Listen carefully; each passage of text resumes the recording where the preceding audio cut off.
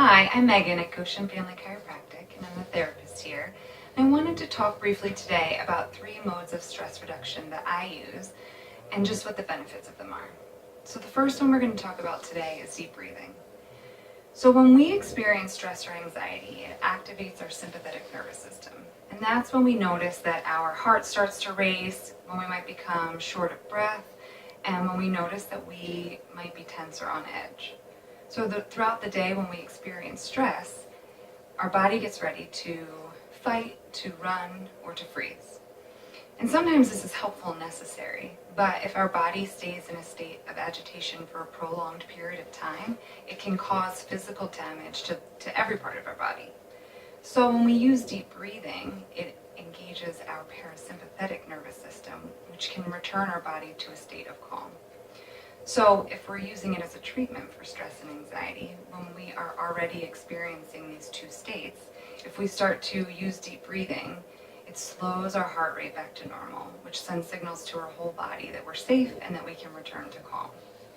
And just preventatively, if we know we have something stressful coming up, or we're about to go into a situation that might cause us to become nervous or anxious, taking slow, deep breaths can really help prevent us from taking on that stressor.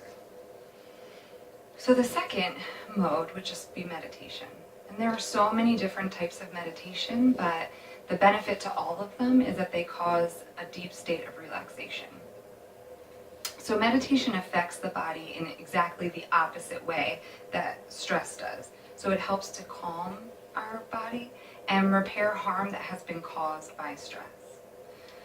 So according to the Mayo Clinic, meditation is helpful for things such as anxiety disorders, asthma, cancer, depression, high blood pressure, sleep problems, and many other stress-related disorders.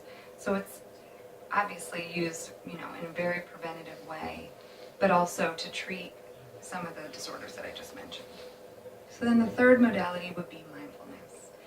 And mindfulness is just cultivating this practice of being able to stay in the present moment, to put it simply. So mindfulness allows us to better manage stress in the moment and as it comes on. It allows us to be less reactive to each situation, which can prevent stress. And it also allows us to manage stress differently by managing unproductive worrying in a different way, and kind of noticing when worrying is unproductive so that we can put it aside and manage stress in a way that is productive. So both mindfulness and meditation have been proven to allow us to access our brain differently, specifically the prefrontal cortex. And that's the area of our brain that helps with emotional regulation, it helps with attention and focus, and it helps with decision making. And then this area of our brain also helps with and increases our capacity for self-awareness.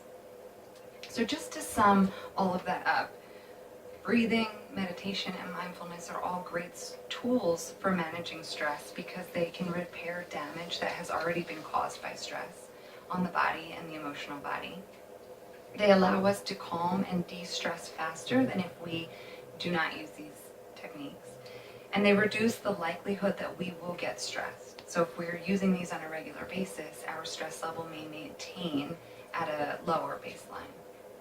So the good news is that we actually have a meditation coming up on April 17th at 7 p.m. here at Goshen Family Chiropractic.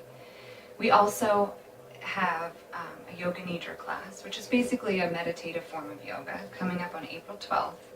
And then we are doing a wellness workshop on the effects of inflammation on the body on April 10th. And all 3 of those workshops are at 7 p.m. Just bring yourselves and, a blanket or a yoga mat if you have one, and each of those is donation based. So you can find us on Facebook and contact our office for more information, and we hope to see you at one or all of those events.